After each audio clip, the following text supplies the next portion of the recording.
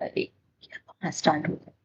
चलिए फिर से एक बार जय जिनेन्द्र, क्योंकि ये हमारा अभी पेपर 2 से रिलेटेड हम क्लास स्टार्ट कर रहे हैं, तो इसमें मैं शेयर कर रही हूँ मंगलाचरण के लिए। रेशु जी के कहने से मुझे बात अच्छी लग रही है। तो ये भावना बत्तीसी के 2 छंद हम इसमें मंगलाचरण के फॉर्म में ले लेते हैं। बोलिए। ये आप लोगों का 9th चैप्टर है, तत्वज्ञान पाठमाला भाग 1 का। बहुत अच्छा लिखा हुआ है ये भावना। बोलिए। मैं बोलूं कोई और बोल रहा है? आप बोलिए बोलिए, रुकना नहीं है हमें। बोलिए। ओके। प्रेम भाव हो सब जीवों से, गुणी जनों में हर्ष प्रभु, करुणा स्रोत बहे दुखियों पर, दुर्जन में मध्यस्थ विभु, यह अनंत बलशील आत्मा हो शरीर से भिन्न प्रभु, जो होती तलवार म्यान से, वह अनंत बल दो मुझको। हाँ, बस यहीं पे छोड़ दीजिए। हम अभी हमने पहला पाठ पूजा जो थी सिबंद भगवान की पूजा कर ली थी। अब उसके बाद में नेक्स्ट चैप्टर हमको करना है। नेक्स्ट चैप्टर है 7 तत्व संबंधी भूल से रिलेटेड है। और ये आचार्य कल्प पंडित टोडरमल जी के द्वारा लिखा हुआ है। और पंडित जी के बारे में आप सब लोग जानते हैं, अब आप लोग अपरिचित नहीं है उनसे। तो टोडरमल जी का जन्म कब हुआ था?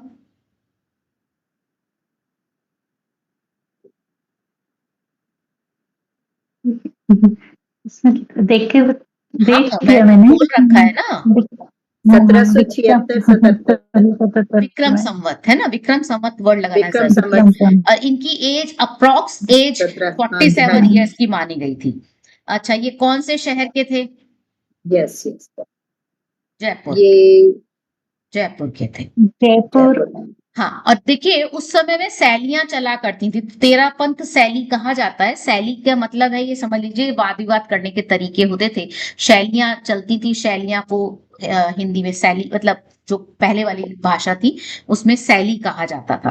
तेरा पंथ शैली मतलब उस तरीके से उनकी शिक्षा हुई है। और बहुत अधिक विद्वान थे, हमें पता है। कौन कितनी भाषाओं का ज्ञान था उनको? प्राकृत, संस्कृत, हिंदी, कन्नड़। कन्नड़ उन्होंने सीखी थी, प्रयत्न पूर्वक सीखी थी कन्नड़। हिंदी आ जाए तो चलो कोई बात नहीं है, लेकिन उनकी जो हिंदी थी वो ढूंढारी भाषा थी। जो राजस्थान की ढूंढारी भाषा है उसमें लिखा गया था। हमको जो अभी मोक्षमार्ग प्रकाशक में हिंदी लिखी गई होती है वो बाद का ट्रांसलेशन किया गया है। ठीक है। अब इनके बारे में हमने देखा ही था कि बहुत सारे ग्रंथों के ज्ञाता हैं। उन्होंने स्वयं ने ही इन ग्रंथों का उल्लेख किया है अपने ग्रंथों के अंदर कि ये ग्रंथ पढ़े हैं, लेकिन फिर भी मुझे कुछ नहीं आता, ऐसा करके उनकी चर्चा आती है। तो समय सार, पंचास्तिकाय, प्रवचन सार, नियम सार, गोमट सार, लब्धि सार, त्रिलोक सार, तत्वार्थ सूत्र सब पढ़े उन्होंने। शपना सार, पुरुषार्थ सिद्धि उपाय, अष्टपाहुड़, आत्मानुशासन शास्त्र। इनमें से आप समय सार, प्रवचन सार, नियम सार, गोमट सार, तत्वार्थ सूत्र, पुरुषार्थ सिद्धि उपाय, अष्टपाहुड़, इन ग्रंथों पे आप पढ़ेंगे, इनकी चर्चा करेंगे। कुछ की तो समरी के फॉर्म में, कुछ को थोड़ा डिटेल में पढ़ेंगे। तो ऐसे अनेक शास्त्र उन्होंने पढ़े थे और उन्होंने अनेक शास्त्र मतलब कुछ तो स्वतंत्र रचनाएं या कुछ उनकी टीकाएं हैं। तो आपके ऊपर अभी एक क्वेश्चन आया था इस पर, सम्यक ज्ञान चंद्रिका को लेकर एग्जाम में, क्विज में। हाँ सम्यक ज्ञान आया था चंद्रिका मैम। किसके द्वारा लिखी गई है ना? तो सम्यक ज्ञान चंद्रिका, फॉलोइंग हाँ, ये एक कलेक्शन है सम्यक ज्ञान चंद्रिका। गोमट सार जीव कांड, गोमट सार कर्म कांड, अर्थ संदृष्टि अधिकार, लब्धि सार भाषा टीका, शब्दार्थ सार भाषा टीका, इनका कलेक्शन को सम्यक ज्ञान चंद्रिका कहा जाता है। मैम इस पर क्वेश्चन भी आया था। हाँ, वही कहा मैंने। ठीक है, अभी आप देखेंगे ना, इन्होंने इनकी भाषा मूल रूप से ब्रज होते हुए इसमें खड़ी बोली का खड़ापन भी है और साथ ही स्थानीय रंगत भी है। वो ढूंढारी भाषा है उनकी। तो और इन्हीं के ऊपर और पंडित टोडरमल जी के ऊपर ही रिसर्च किया था डॉक्टर हुकुमचंद भारिल ने। तो उसमें उन्होंने उनके बारे में बहुत कुछ लिखा हुआ है। अच्छा, अब आ जाते हैं हम 7 तत्व संबंधी भूल। अब है आपका एग्जाम। पढ़ चुके हैं वीवीपी 1 के अंदर हमने पढ़ा था वितराग विज्ञान भाग 1 में 7 तत्व। उसके बाद भाग 2 में पढ़ा 7 तत्व संबंधी भूल। और अब फिर से आगे तत्व ज्ञान पाठमाला भाग 1 में 7 तत्व संबंधी भूल है। तो चलिए कौन बोल सकता है, क्या क्या बात पता है वो बताइए, थोड़ा थोड़ा तो बताइए। दामिनी जी बोलिए, तत्व किसे, नहीं मैम, मेरी तो एक बार भूल हो चुकी है। कोई बात नहीं, जितना आता है जो आता है वो बोलिए, बस मुझे तो सुनना है। जो आता है, जो पता है, तत्व पता है तत्व बताइए, भूल पता है भूल बताइए। तत्व पता है, सिर्फ जीव अजीव मेन दो तत्व है, और बाकी अच्छा मनीषा जी आप आश्रम। बोलिए, मनीषा जी आप बोलिए। मैम इसमें हम पुण्य को भी उपादेय मानते थे और हिंसा आदि को है मानते थे, लेकिन पुण्य भी छोड़ने योग्य ही है। अच्छा शीशम कुछ बोलो, तत्व संबंधी, चाहे तत्व अम, संबंधी चाहे भूल संबंधी। भू संबंधी जब तक हम जीवादि सात तत्वों की विपरीत मान्यता मानेंगे, जीव को अजीब, अजीब को जीव समझना, और ये सात तत्व संबंधी जो हम जैसे अपने दैनिक चीजों में भी हम बहुत सारी चीजों को, जैसे हमें लगता है कि ये मैंने किया, तो जो हर चीज जो मैंने किया, और एक छोटी-छोटी चीज़ों में हर एक पग-पग पे जो हमारी जो उल्टी मान्यताएँ रहती हैं, तो वो हम ये सात तत्व संबंधी भूल में हम करते रहते हैं। मतलब जीव, अजीब, आश्रव, बंध, संबर, निर्जरा, मोक्ष, मतलब जो ये 7 तत्व हैं। हम्म, पर स्टार्टिंग ही जो हमारी भूल रहती है, वो जीव, अजीब, आश्रव तत्व को लेकर सबसे ज़्यादा रहती है। चलिए अभी ठीक है। अभी इस पे संबंधित आपके पास में एलसीपी भी आया था, काफी सारे लोगों ने अधूरा आंसर लिखा है, मैंने मार्क्स कट कर लिए और एक दो लोगों ने गलत भी समझ लिया है। देखिए अगर एक घड़ा उल्टा हो उस पे आप सीधा घड़ा रख सकोगे क्या, या ऐसा कर सकते हो दो घड़े सीधे एक घड़ा उल्टा फिर से दो घड़े सीधे। नहीं, तो एक तत्व की भूल होगी तो सारे तत्वों की भूल है। आपको क्या लग रहा है कि सिर्फ यहाँ पे है ना आश्रव बंध की भूल हो रही है, कुछ लोगों ने सिर्फ आश्रव बंध की भूल समझ लिया था वहां पे, फिर कुछ लोगों ने जीव अजीव की भूल भी लिख दिया, फिर कुछ और लोगों ने संवर्ग निर्जरा भी ले लिया लेकिन मोक्ष का नहीं लिखा, और कुछ लोगों ने सातों का लिखा है। एक तत्व की भूल होने का मतलब सातों तत्व की भूल होता है, ये बात दिमाग में बैठा लीजिए, बस कुछ समझने की कोशिश करना, अपने लेवल पे सोचना कि ऐसा क्यों है।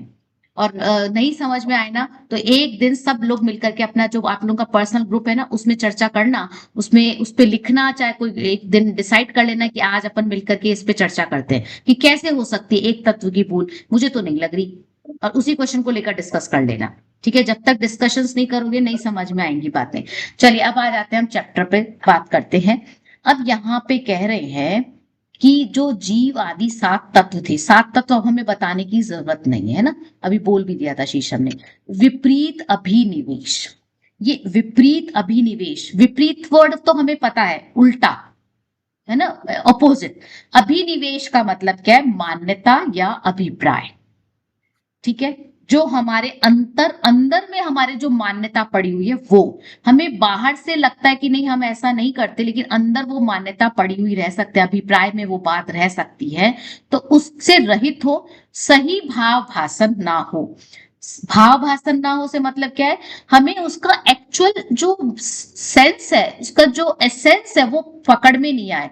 जैसे मैंने कहा कीनू, अब जिसको कीनू नहीं पता उसको कैसे कीनू का मीनिंग लेगा, उसका टेस्ट को फील कर पाएगा, उसके शेप को फील कर पाएगा, उसके साइज को फील कर पाएगा। तो हमें बताना पड़ेगा कीनू कैसा होता है, संतरे जैसा होता है, तो अब उसको संतरा समझ में आएगा। फिर वो जब मार्केट में जाकर के दो अलग अलग चीजें देखेगा तब दो डिफरेंट शेप्स देखकर उसको समझेगा अच्छा ये कीनू है ये संतरा है। आएगा ना समझ तभी, क्योंकि उसने वो वर्ड नहीं सुना, उसको वो मीनिंग समझ में नहीं आ रहा, तो उसको भाव भाषण नहीं हो रहा कि कीनू क्या है, उसको अपने फीलिंग्स में वो फील नहीं हो रहा कि इससे मीनिंग क्या है। तो ऐसे ही आज तक हमने इतने समय तक पूजाएं की, अभी भी कर रहे हैं, पाठ बोल रहे हैं, प्रतिक्रमण कर रहे हैं, बिना अर्थ समझे बोल रहे हैं। कितनी बार तो मैंने ऐसा देखा भी है कि जहां पे वैराग्य का प्रसंग है और हम तालियां बजा रहे हैं क्योंकि धुन ऐसी है, ये नहीं देख रहे उसमें शब्द क्या लिखे हुए हैं, और हम ताली बजा के खुशियां मना रहे हैं। वहां पे हमको डांटा जा रहा है, हमारी गलती बताई जा रही है और हम ताली बजा रहे हैं क्योंकि हमें भाव भाषण ही नहीं है। तो ये प्रॉब्लम होती है भाव भाषण नहीं होने पर। और जब तक हमको ये 7 तत्वों का सही सही श्रद्धान नहीं होगा, सम्यक दर्शन नहीं हो सकता है। तो सम्यक दर्शन अगर हमको प्राप्त करना है, अपनी मान्यता को सही करना है, अपने बिलीफ सिस्टम को सही करना है, तो हमको क्या करना होगा? क्या करना होगा? तत्वों का सही श्रद्धान करना होगा। अब यहाँ जो 7 तत्व संबंधी भूल है, ये पता है किसकी भूल है? पंडितों की। आप कहोगे वो लोग कैसे भूल करेंगे, वो तो पढ़ ली। हाँ, पढ़ पढ़ के भी हम गलती कर जाते हैं। कहाँ गलती कर जाते हैं, कैसे कर जाते हैं, वो मिस्टेक्स आएंगी। देखिए आगे लिखा है, जैन शास्त्रों का अध्ययन कर लेने पर भी मिथ्या दृष्टि जीव को तत्व का सही भाव भाषण नहीं होता। पढ़ लेने मात्र से भी नहीं होता। जब तक उसको एक्सपीरियंस में नहीं आएगा, चिंतन नहीं चलेगा, उसको फीलिंग में नहीं आएगी बात। अभी भी हमको ये वाली बात समझ में नहीं आएगी। 3 लाइंस का मीनिंग तब समझ आएगा जब आगे की चर्चा थोड़ी शुरू हुई। देखते हैं आगे कौन सी भूल हमारी चल रही है, क्या कहना चाहते हैं। क्योंकि देखो, परिभाषा की बात कहेंगे ना तो परिभाषा भी आप बता दो, क्योंकि बार बार पढ़ रहे हैं तो ठीक है, पढ़ लेंगे तो बता भी देंगे, है ना। अब उसके भूल संबंधी जो पिछला प्रकरण पढ़ा है उसको भी कहेंगे तो भी सुना सकते हैं, पढ़ के भी सुना सकते हैं, कोई याद करके सुना सकता है, उस पर कोई प्रवचन भी घंटों कर सकता है, कुछ भी कर सकते हैं, लेकिन भेद विज्ञान की खबर नहीं है। भाई समझना था, समझाना नहीं था।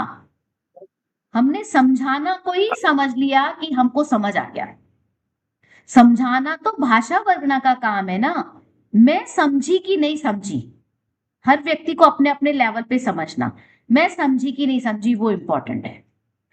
बातचीत जब हम करते हैं तो भाषा के अंदर हमारा प्रयोग में ये आता है कि भाई मैं नहीं समझा सकती आपको, तो आपकी तो इतना लोअर लेवल है, मैं कैसे समझाऊं, मैं नहीं समझा सकती, मैं नहीं बता सकती। कई बार टेक्नोलॉजी को लेकर बच्चे नहीं कहते हमको, हम नहीं समझा सकते आपको, आपको नहीं समझ आएगा ये। तो बार बार ऐसी बात आती है, लेकिन सच्चाई ये है कि अंतरंग श्रद्धान में हमारे ये बात नहीं आती। हमको श्रद्धान में अंदर से आना चाहिए कि हम ये बात समझे हैं कि नहीं समझे हैं, हमें ये बात समझ में आई है कि नहीं आई है। हमने भाषा बदल ली कि हाँ हम 7 तत्व जानते हैं, 7 तत्व संबंधी भूल भी जानते हैं, लेकिन अपने अभिप्राय को नहीं बदला, भाषा बदल ली। तो जो आत्मार्थी, जो स्वाध्यायी जीव है, वो ये कहते हुए आपको मिलेंगे, एक जीव दूसरे जीव का कर्ता धर्ता नहीं है, एक द्रव्य दूसरे द्रव्य का कर्ता धर्ता नहीं है। आपस में बात करेंगे तब भी कह देंगे मैं तो आत्मा हूं, मैं शरीर थोड़ी हूं, लेकिन सुबह से शाम तक हमारे उपयोग में मैं शरीर हूं, ये ही मैं हूं, यही बात बसी हुई है गहराई से, बहुत गहराई से हमारे अंदर पड़ी हुई है ये वाली बात। इसको बदलना है। लेकिन हमने क्या किया, भाषा बदल करके थोड़ा सा यश ले लिया कि हाँ देखो ये तो ऐसा सोचते हैं, तो तारीफ करेंगे ना लोग कि देखो ये तो कितनी अच्छी सोच है इनकी, तो आपने बात तो सही कही है। लेकिन भाषा से बात नहीं बनेगी, बोलने से बात नहीं बनेगी, शास्त्रानुसार बातें बनाने से बात नहीं बनेगी, बात बनेगी अंदर के श्रद्धान के परिवर्तन से। मैंने कहा कि देखो टोडरमल जी ने कितना अच्छा लिखा है, तो ये क्या है, बात बना नहीं है और कुछ नहीं है, टोडरमल जी की तारीफ कर रही हूं मैं। तो जिनवाणी के अनुसार भी हम बोल सकते हैं, लेकिन अंतरंग में अभिप्राय बदला कि नहीं बदला, अंदर अपने आप को आप रूप, आत्मा रूप अनुभव करते हैं कि नहीं करते हैं, या यही कह रहे हैं मैं आत्मा हूं, मैं आत्मा हूं, मैं आत्मा हूं, ये शरीर तो पुतगल है, ये तो एक कपड़े की तरह है, पुण्य पाप का उदय चल रहा है, ऐसा चल रहा है, वैसा चल रहा है।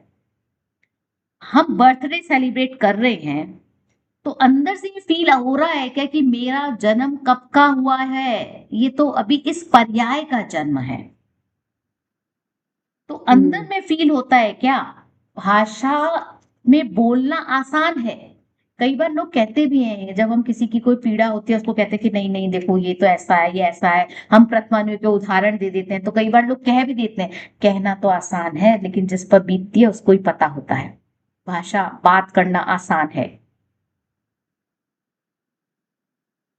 तो तो अभिप्राय बदले तो फिर बात है। तो यहाँ पे इसीलिए जीव और अजीव तत्व संबंधी 5 पॉइंट्स में लेकर के चर्चा की गई है कि कैसे जो जिन धर्म के जिन वाणी का अध्ययन कर रहे हैं, स्वाध्याय कर रहे हैं, वो भी कैसे कहाँ कहाँ भूल कर जाते हैं। ये 5 पॉइंट्स हैं यहाँ पर।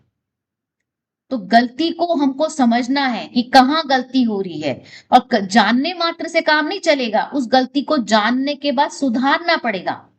सुधारा नहीं तो फायदा क्या। तो वही वाली बात हो गई, तो पहले जो गलती कर रहे थे अभी भी वही गलती कर रहे हैं, फायदा क्या। बच्चे को क्या कहते हैं, सॉरी बोलने से थोड़ी काम चलेगा, तुम तो फिर कर दिया। वो नहीं करे तो फायदा।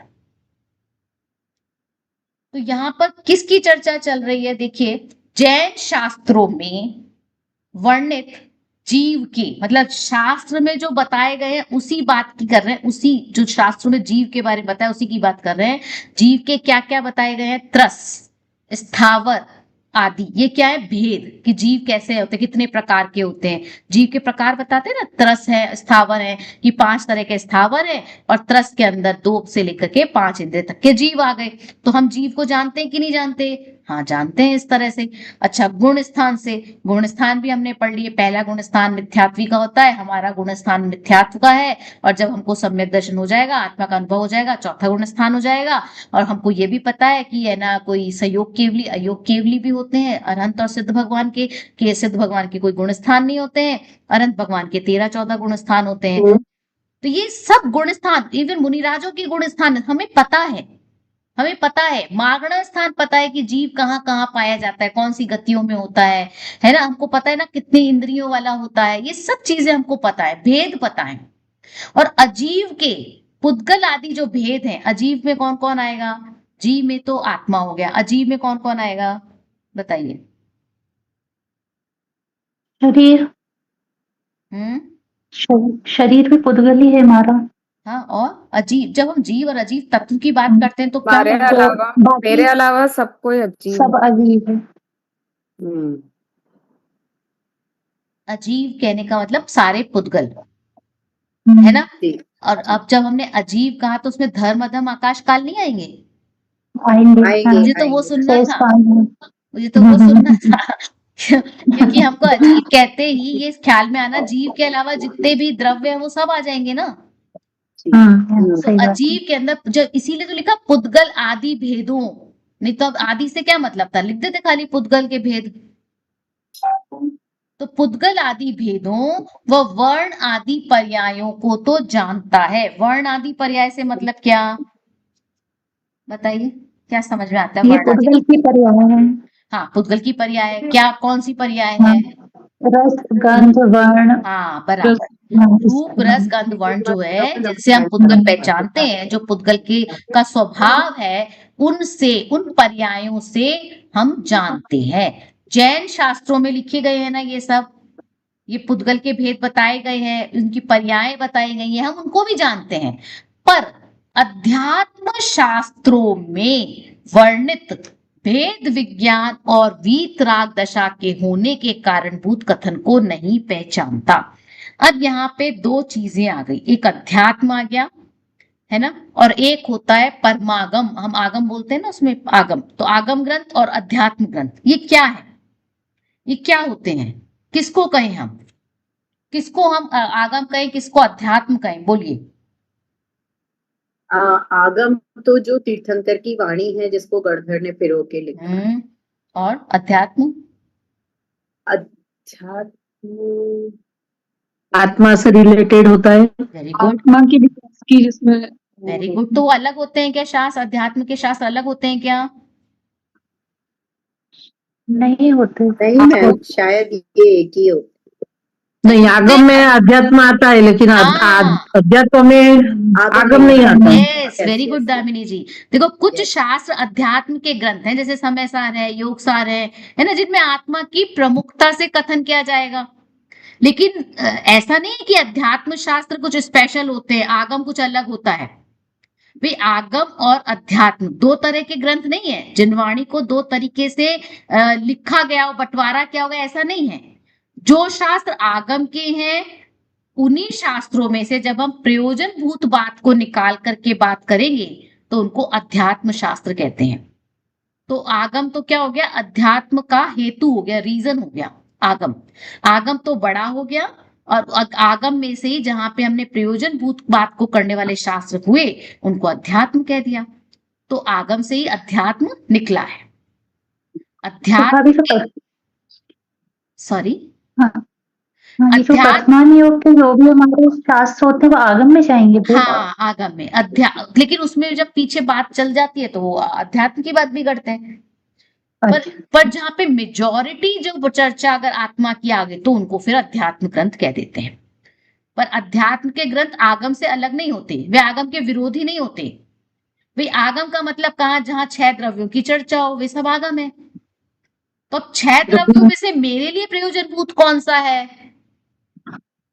जीव। मेरे लिए प्रयोजनभूत तो जीव ही है ना 6 द्रव्यों में से। तो जीव की जहां चर्चा हो गई वो आगम हो गया। भाई किसी चीज में से कुछ कहा जाए कि जो आपके काम की हो वो ले लो, तो जो सब चीजें थी वो तो हो गई आगम, और उसमें से जो आपने अपने काम की निकाली वो हो गई अध्यात्म। तो प्रयोजनभूत बात जो है वो शास्त्र में बहुत सी बातें मिलेंगी, लेकिन प्रयोजनभूत बात जो होगी उसको हम क्या कहेंगे, अध्यात्म। तो हमको देखना है कि किससे मेरा प्रयोजन सधेगा, मेरा पर्पस किससे सॉल्व होगा। अध्यात्म की बात को पढ़ करके अगर मेरा प्रयोजन सिद्ध होता लगता है तो ये बात अंदर से मेरे उठनी चाहिए। ये किसी और के लिए नहीं है, इससे मेरा ही भला होगा। सच्चे सुख की प्राप्ति का मार्ग बताया होगा ना उसमें, मोक्ष मार्ग बताया होगा। तो ऐसे आनंद जो कभी आज तक हुआ नहीं, ऐसा अभूतपूर्व आनंद की प्राप्ति देने वाले जिसमें वचन लिखे होंगे वो शास्त्र क्या कहलाएगा, अध्यात्म का कहलाएगा। भी पुराणों में भी मिलेंगे आपको ऐसे, तो अध्यात्म के कथन ऐसा थोड़ी नहीं है कि अध्यात्म के वचन वहां नहीं है। अध्यात्म के वचन तो सब में है, पूरे आगम में है, पर प्रमुखता से जहां पे बात हो गई उनको अध्यात्म के शास्त्र कह देते हैं।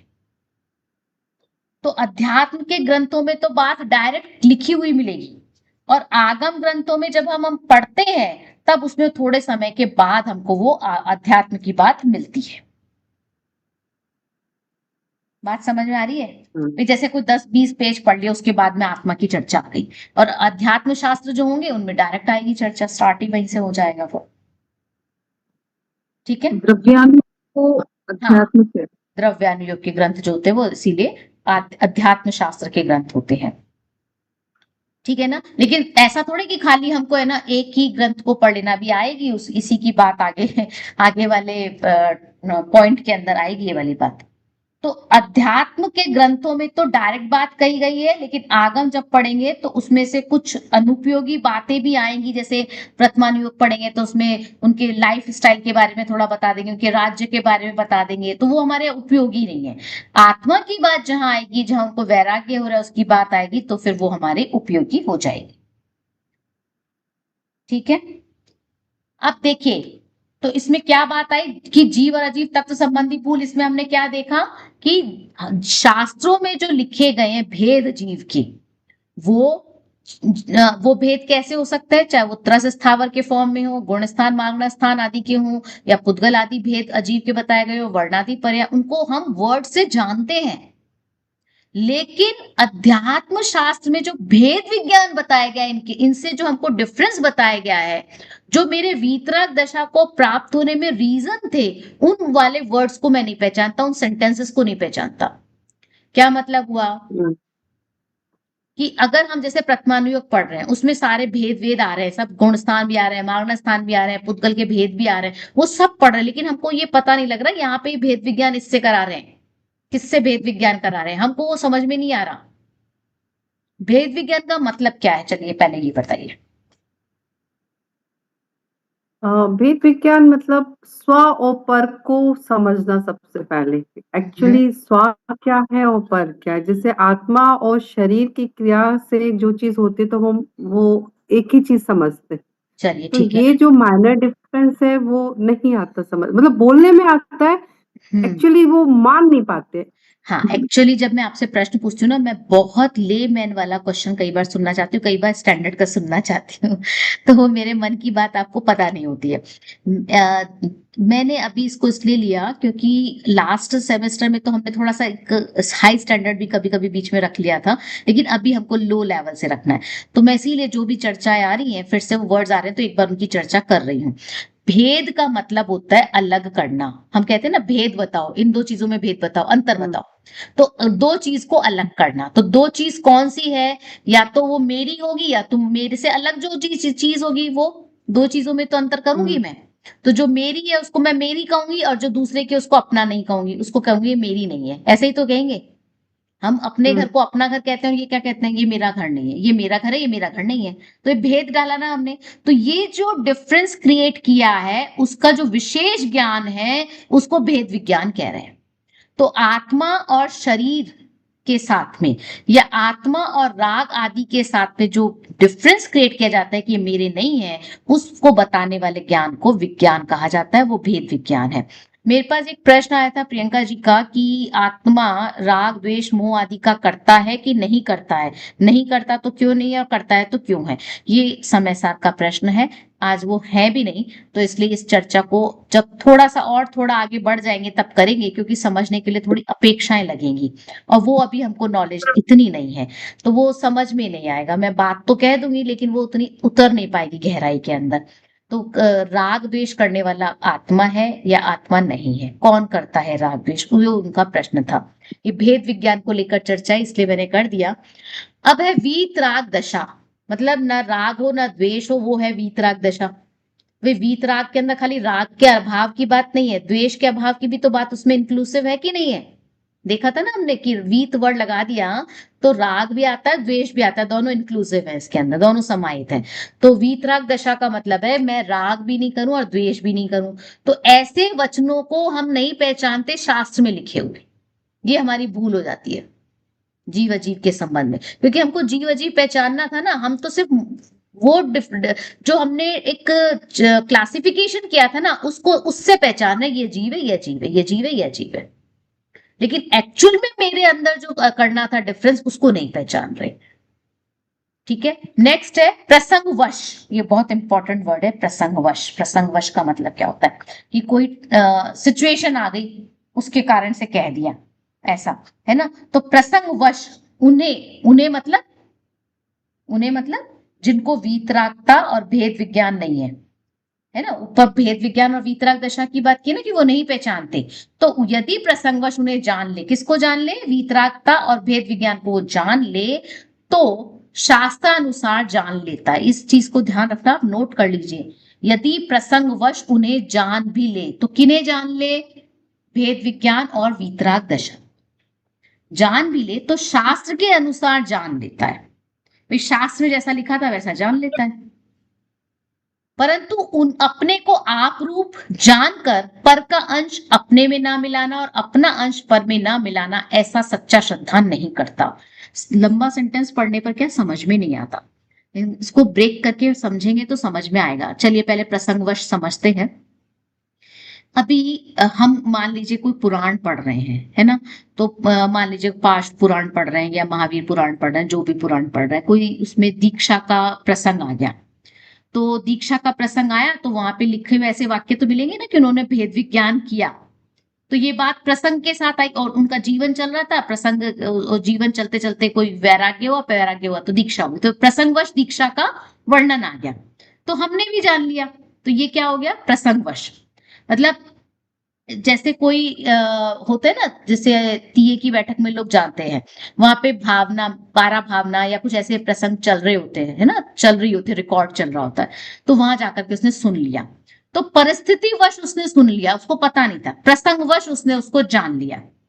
मतलब ऐसे ही जैसे कोई व्यक्ति है, मजबूरी में किसी के साथ आ गया कि वही उनके साथ घर जाना था, वो उनको यहाँ पे क्लास अटेंड करने जाना था, तो उनके साथ आकर के क्लास में आके बैठ गया, तो उसने वहां जो चर्चा चल रही थी उसने सुन लिया, तो प्रसंगवश उसने सुन लिया, है ना। तो ऐसे यहाँ पर भी उसने भी क्या किया? प्रसंगवश कोई ऐसा सिचुएशन आई तो उसने भेद विज्ञान और वीतराग दशा के बारे में जान लिया, शास्त्र के अनुसार, शास्त्र में जो लिखा हुआ था वो जान लिया। लेकिन उसने अभी पढ़ा नहीं है, उसने समझा नहीं है, अध्यात्म शास्त्रों की उसको रुचि नहीं है, उसका उसमें मन नहीं लगता है। बस कोई पढ़ रहा था या कहीं कोई चर्चा चली तो उसने उसको जान लिया, पर उसको उसको उसका रियल सेंस नहीं पता है। तो उस तरह से यहाँ पे बात चल रही है कि प्रसंगवश उन्हें जान भी ले तो भी वो शास्त्र के अनुसार उनको जान लेता है जैसा लिखा है, लेकिन अपने को आप रूप जानकर अपना अंश पर में और पर का अंश अपने में नहीं मिलाना, ऐसा सच्चा श्रद्धान नहीं करता। क्या मतलब है कि अपने को पर में और पर को अपने में ना मिलाना। इसके पीछे क्या रहस्य है, कैसे मिलावट करता है? शरीर और आत्मा को कैसे मिलावट करके देखता है भाई? भाषा वर्णना और अपने को कैसे मिलाता है? शरीर को ही आत्मा मान लेता है। हाँ, कर्म और अपने को किस तरह से मिलाता है? हर स्टेप पर मिलावट हो रही है, अपने आप को भिन्न महसूस नहीं कर रहे। चलना हो, बोलना हो, खाना हो, पीना हो, सोना हो, सब जड़ की क्रिया है और उसको अपनी समझ रहे हैं। तो अपने जानने की क्रिया को अपना नहीं मानता, पर का कर्ता धर्ता अपने को मानता है और अपना कर्ता धर्ता पर को मानता है। दोनों वाइस वर्सा चल रहा है ना, तो ये हमारी भूल हो गई।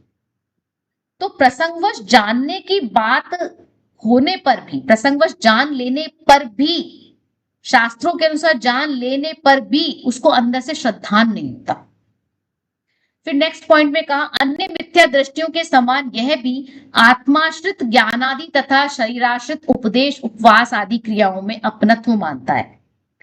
तो अन्य मिथ्या दृष्टियों के समान आत्माश्रित ज्ञानादि और शरीर आश्रित उपदेश उपवास आदि क्रियाओं में अपनत्व मानता है। पहले तो कहा था पहचानता नहीं है, अब कह रहे हैं कि दोनों क्रियाओं में वो अपनत्व कर लेता है। शरीर और आत्मा दोनों भिन्न भिन्न है, दोनों न्यारे न्यारे हैं, दोनों अलग अलग हैं, लेकिन दोनों को एक मान लेता है। ज्ञान किसके आश्रित है? आत्मा के आश्रित है ना। और उपदेश उपवास ये क्रियाएं शरीर आश्रित है। और उपदेश और उपवास इनको दोनों को अपना मान लेता है। तो भाई उपवास अगर हमने कहा तो कौन कर रहे हैं उपवास? तपस्वी, तपस्या करने वाले हैं ना। और जब हमने कहा कि ये उपदेश, तो उपदेश कौन दे रहा है? वक्ता, जो विद्वान लोग हैं वो हैं। तो जो अपने से भिन्न होना चाहिए था उसको भिन्न अनुभव नहीं कर रहे, उनको मान नहीं रहे। कह तो रहे हैं लेकिन मान नहीं रहे। तो जो बोलते हैं, जो समझाते हैं, ये बात समझ में आनी चाहिए कि वो मेरा काम नहीं है, ये भाषा वर्णना का काम है, ये जड़ की क्रिया है, ये शरीर आश्रित है।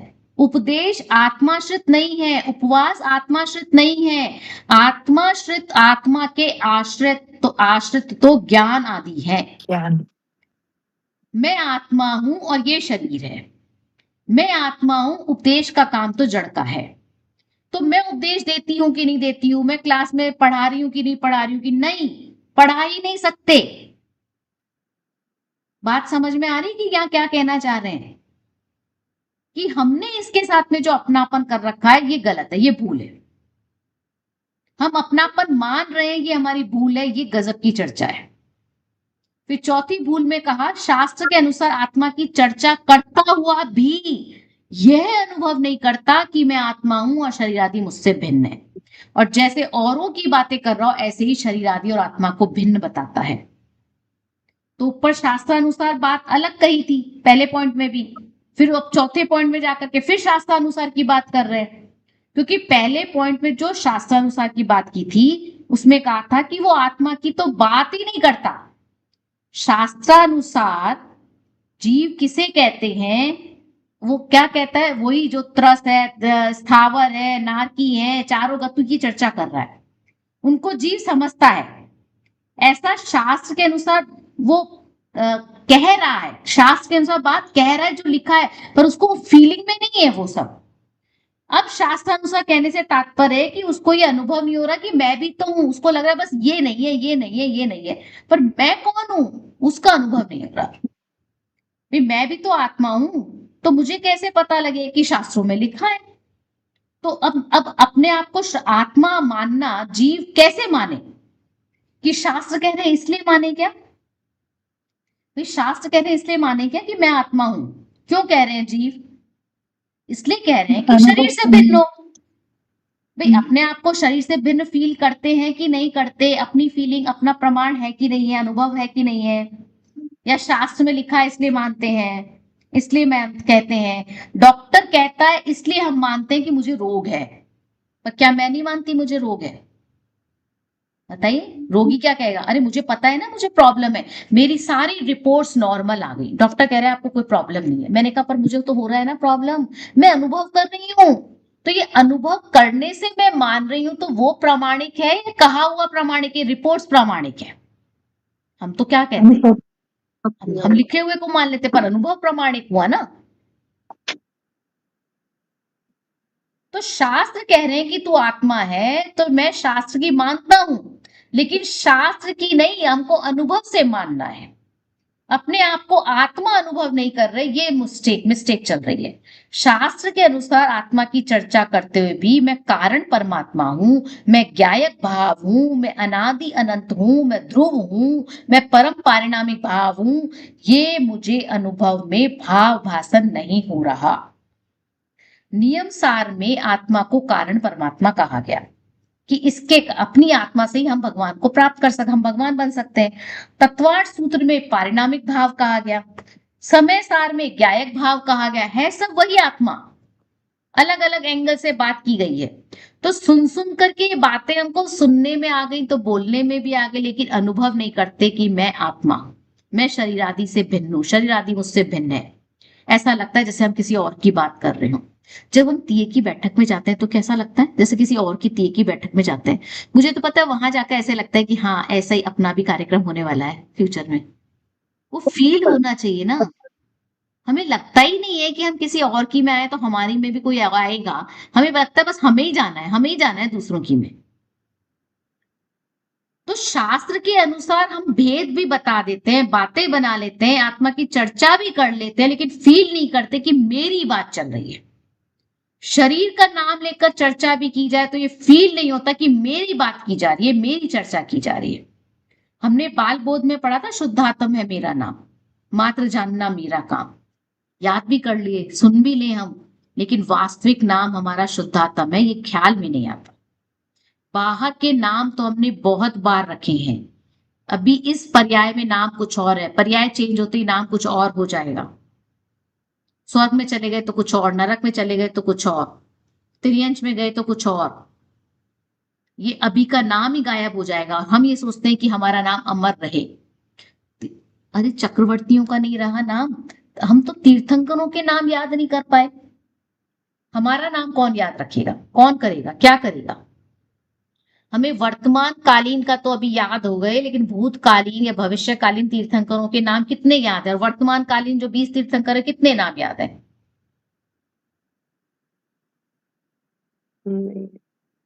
ख्याल आती है ना बात कि हम कर क्या रहे हैं। हमें पता है कि ये शरीर यहीं पड़ा रह गया है, शरीर अलग है, आत्मा चले गई है, अब कोई हलन चलन नहीं हो रही है, आत्मा नहीं है, अब इससे हमारा नाता नहीं है, उस शरीर के साथ नाता नहीं है। जो चला गया, जो जीव चला गया, अब जो खाली खाली खोल रह गया, डब्बा रह गया। अच्छा एक बार बताइए, कितनी बार ऐसा आपने किया है कि है ना मिठाई खा करके डब्बे को ये कहा हो कि इसमें मिठाई है, ये मिठाई का डब्बा है, खाली डब्बा है, ऐसा ही कहते हो। वो डब्बे इसलिए रख लेते हैं कि फ्यूचर में काम आएंगे, पर मिठाई नहीं होती उसके अंदर। हाँ एक बार एक मिस्टेक हो गई थी, मैंने बाजार का कोई मिठाई का डब्बा लिया और अपनी घर की बनाई हुई मिठाई रख दी। उनको ऐसी ही लगी कि ये तो बाजार की है, बाजार की। मैंने कहा नहीं मैंने बनाई है, ये तो डब्बा तो वही। अरे तो ये हो जाती है गलतफहमी, ये मिसअंडरस्टैंडिंग हमें तरह तरह से हो जाती है।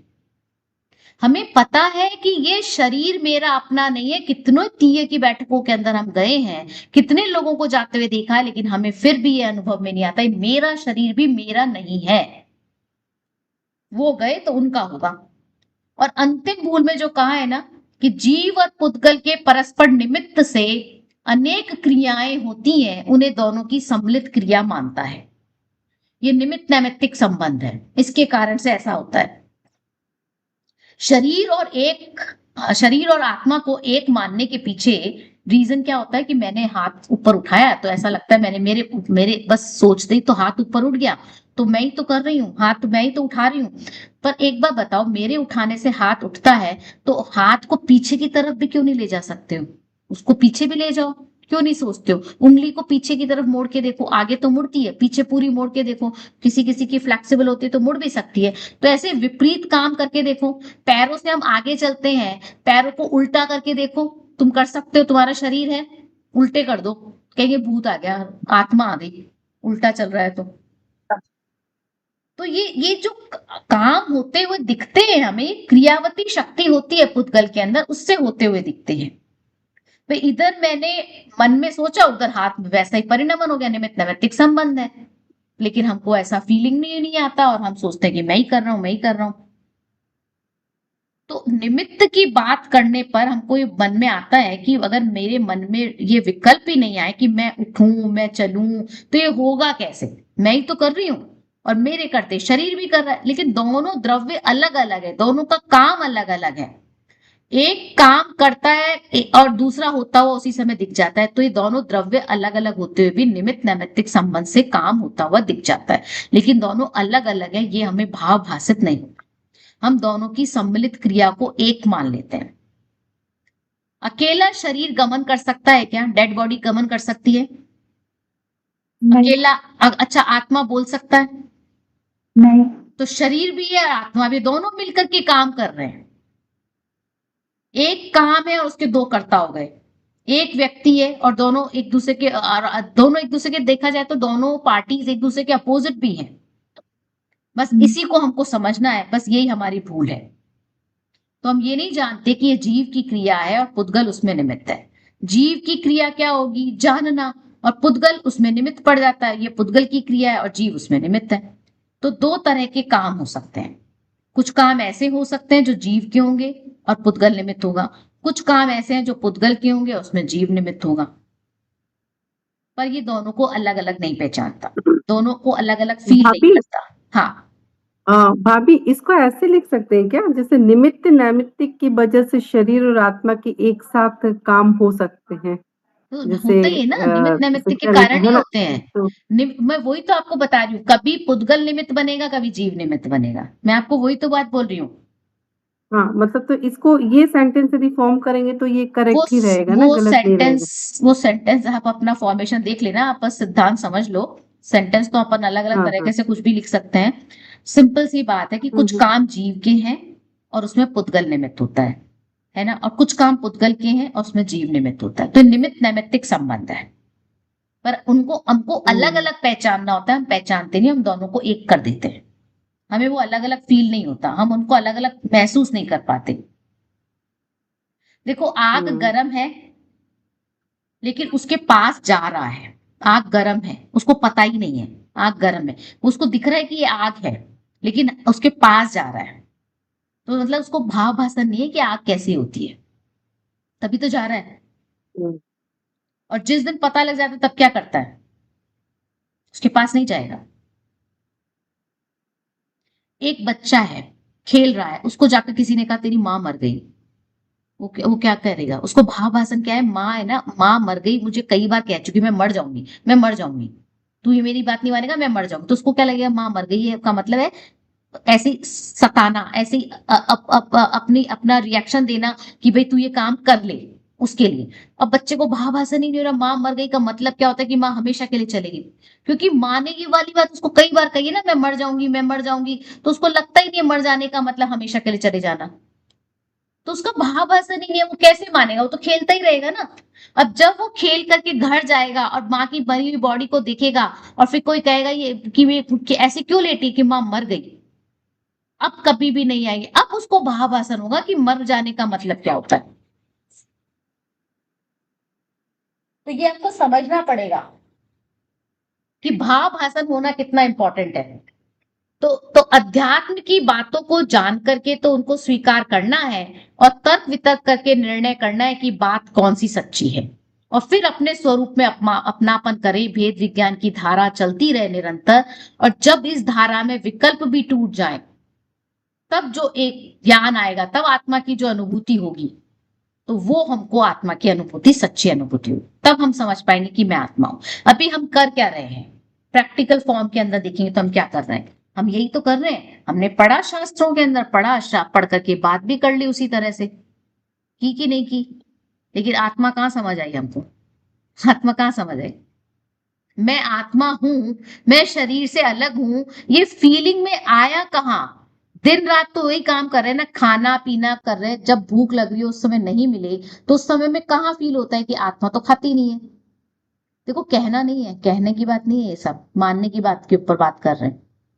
व्यवहार से तो हम कहेंगे ना भूख लग रही है, व्यवहार से सब काम करेंगे। मान्यता में समझना कि ये शरीर अलग है, आत्मा अलग है, वो तो समझ में आना चाहिए ना। तो वो डिफरेंस हमें फील नहीं हो रहा। अभी हमें लग रहा है कि मैं गुस्सा कर रही हूं तो गुस्सा करने वाली मैं ही हूं। गुस्सा करना किसका स्वभाव है, आत्मा का स्वभाव ही नहीं है। तो मैं गुस्सा करने वाली कैसे हो गई, मैं मानी कैसे हो गई, मैं लालची कैसे हो गई। आत्मा का ये गुण ही नहीं है, आत्मा के अंदर ये प्रॉपर्टीज ही नहीं है, ये तो विभाव है, विपरीत भाव है। तो ये भेद विज्ञान सिर्फ करना है का मतलब है कि हमको फीलिंग में आना चाहिए, पढ़ पढ़ के नहीं छोड़ना है, हमको उस पे ऊपर एक्सपेरिमेंट्स करने हैं। जो भी काम कर रहे हो उस पे एक्सपेरिमेंट्स करने हैं। तो ये एक्सपेरिमेंट करने का एरिया बहुत बड़ा है। स्कूल में, कॉलेज में प्रैक्टिकल होते हैं तो 1 घंटे का होता है। ये प्रैक्टिकल जब तक एज है तब तक का है कि हमको भेद विज्ञान करना है, ये मैं नहीं हूं, ये मैं नहीं हूं, ये मैं नहीं हूं। जिस क्षण चूक जाएंगे ना, वही मिस्टेक हो जाएगी। ये जब तक एज रहेगी, जब तक जीवन रहेगा, ये भेद विज्ञान करना पड़ेगा। नहीं करेंगे तो फिर वही मिथ्या मान्यताओं में आ जाएंगे, सम्यक दर्शन छूट जाएगा, फिर हम वापस से शरीर को अपना मानने लग जाएंगे। तो मैं आत्मा हूं कैसे मानेंगे, जब मुझे मेरी प्रॉपर्टीज पता हो। आपके पास पैसे की कोई कमी नहीं है, आप कैसे मानते हो। अपना बैंक बैलेंस देखते हो, अपने ऑर्नामेंट्स देखते हो, अपनी प्रॉपर्टीज देखते हो कि कितने जमीन जायदाद है, उसी से तो मानते हो। गाड़ी कैसी खरीद रखी है, और किससे मानते हो अपने आप को अमीर, पैसे वाला, किससे मानते हो, इन्हीं से मानते हो। तो मैं आत्मा हूं तो मेरे को मेरे अंदर की प्रॉपर्टीज पता होनी चाहिए कि मेरे अंदर क्या क्या खजाना है, मेरे अंदर कौन सी पावर्स हैं। उन पावर्स को जिस दिन मैं समझ लूंगी तो फिर मुझको ये डिफरेंस करने में इजी हो जाएगा। तो हम ये जो पढ़ रहे हैं, अपने आप को जानने की कोशिश जो कर रहे हैं, उसमें यही कर रहे हैं। ये जो भूल है ना ज्ञानियों की, ये भूल पता है किसकी, आप लोगों की वाली नहीं है। ये हम पढ़ रहे हैं, हम बात कर रहे हैं, चर्चा कर रहे हैं, लेकिन गलती कर रहे हैं। विद्वानों की भूल है ये, वो भी भूल कर सकते हैं। बहुत पढ़ लेने के बाद भी भूल कर सकते हैं। उसका नमूना यही है कि हम आज यहाँ बैठे हुए हैं, हम तो दीक्षा ले चुके लोग हैं। हमने अपने हाथ में कमंडल लिया हुआ है, पीछी ली हुई है, लेकिन फिर भी हम भटक रहे हैं। इसका मतलब भूल नहीं निकली, गलती नहीं सुधारी, तो पॉसिबिलिटी है। तो उस भूल के ऊपर ध्यान देना है। इस एंगल से ये बात लिखी गई है, बार बार ये चर्चा आएगी, बार बार इसके ऊपर हम और अलग अलग एंगल से चर्चा करेंगे। कोई प्रश्न रह जाए तो फिर से बात करेंगे। थोड़ा सा फिर से इस भूल को हम समराइज करेंगे नेक्स्ट क्लास के अंदर। थोड़ा सा टाइम ज्यादा हो गया, I am really very sorry कि ये 2 बुक्स लेने से हमारा ये गड़बड़ हो रहा है। अब बताइए क्या करें, एक को रखकर खत्म कर ले। एक चीज पूछनी थी मुझे इसमें, एक ये इसमें 3rd पॉइंट में ये लाइन है, उपवास आदि क्रियाओं में अपनत्व मानना, मतलब उपवास आदि क्रियाओं में धर्म मानना, ये ही लेंगे ना इससे। उपवास आदि क्रियाओं में धर्म मानना नहीं, वो शरीर की क्रिया है ना उपवास आदि। भाई यहाँ पे देह और शरीर की बात चल रही है, धर्म अधर्म की बात नहीं चल रही। तो उपवास शरीर कर रहा है ना, भूखा कौन रह रहा है, शरीर। लेकिन अब मैं कर रहा हूं, आत्मा कर रही, ऐसा मान लेना। तो यहाँ पे बिल्कुल क्लियर लिखा हुआ है, आत्माश्रित और शरीर आश्रित। आत्मा के आश्रित है ज्ञान, और शरीर के आश्रित है उपदेश देना, उपवास आदि करना। ये शरीर के आश्रित है ना, इनके अंदर अपनापन कर लेता है, उनको आत्मा मान लेता है। ठीक है, क्लियर है। हाँ, चलिए मुझे जल्दी से इसका आंसर दीजिए, क्या करना है। ये मुझे दोनों साथ रखने से तो गड़बड़ होगी, देखो, नहीं तो फिर एक के साथ मैं अन्याय करूंगी। मैंने आपको जैसा कहा कि मैं 10 लक्षण धर्म पे कुछ नहीं बोलती, सीधा चलने तो जो गंडा चल रहा है। बोलो बोलो जल्दी, 5 भाभी जैसे एक दिन क्लास अभी जैसे 2 दिन है तो एक आध दिन और एक्स्ट्रा बढ़ा दें क्या डे में यदि सबको कन्वीनिएंट हो तो वो नहीं ज़्यादा अच्छा रहेगा। नहीं जैसे अभी ऐसा अपना मत 2 दिन करिए। है। मैं ये कह रही हूँ आप पहले 10 लक्षण धर्म वाली पुस्तक को खत्म कर लो एक साथ। बिल्कुल मैम, पहले इसे खत्म करो। तो उससे क्या होगा ना, नहीं तो आप पता है साइमल्टेनियसली 2 सीसीए भी लिखोगे। मैम आप उसमें समझ भी रहे हो? कर सकते हैं। पता है मुझे तो जब लगा था मुझे एकदम से 10 लक्षण धर्म से अपने आप को शिफ्ट करना है इधर, हाँ। जब मुझे ये लग रहा है प्रॉब्लम हो सकती है तो आप लोगों को तो कैसे नहीं होगी। तो मैम इसलिए मैंने एक चीज इसीलिए रखो, आपसे कुछ तो बेटर है हाँ, सीसीए जैसे 2-3 गंडर साथ में कर सकते हैं, हाँ वैसे वो कर तो लेते हैं, करना ही फिनिश कर पड़ेगा, लेते हैं 3 इसको। नहीं 4 या 5, 4 गंडर आराम से होंगे, आराम से होंगे 4 से 5 गंडर, 4 गंडर तो मान के चलिए हो जाएंगे। तो 4 गंडर करिए नेक्स्ट क्लास के अंदर, ठीक है 4 गंडर लेंगे ठीक है। और उसके ऊपर से कुछ जो चीज रह जाती है मैं बोलती हूँ और सिर्फ उसी की क्लास रखकर उसको खत्म करिए। ठीक। साइमल्टेनियसली ठीक है। लेने में प्रॉब्लम आपको ज्यादा होगी, तो दो हाँ। 2 या 3 क्लास के अंदर हम उसको खत्म कर देंगे। तो अब आप सीसीएस 1 से फ्री भी हो गए, वो काम गणधर भी साथ साथ पैरेलल हो गए, ठीक है ना, और उसकी भूल भूल सब कंप्लीट हो जाएगा, इधर दोनों चीजों के साथ में कंफ्यूजन हो जाएगा। हाँ। ठीक है, तो वैसा ही कर लेते हैं और अभी आज तक तो जितना हुआ है 7 तत्व संबंधी भूल उतना रहने देते हैं, क्योंकि कैसे भी मैं इसको वापस उठाऊंगी ये 5 पॉइंट्स है, 5 पॉइंट्स का डिफरेंस पता होना चाहिए, ये 5 पॉइंट्स में डिफरेंस क्या है, ये 5 बातें जो कही गई हैं एंगल क्या है इनके पीछे, तो मैं फिर से चर्चा करूं। ठीक। ठीक है, चलिए जनवाणी की विनय कर लीजिए।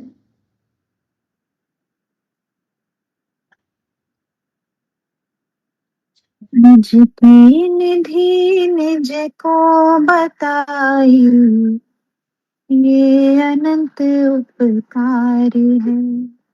इसके लिए जिनवाणी माँ को वंदना शतवारी।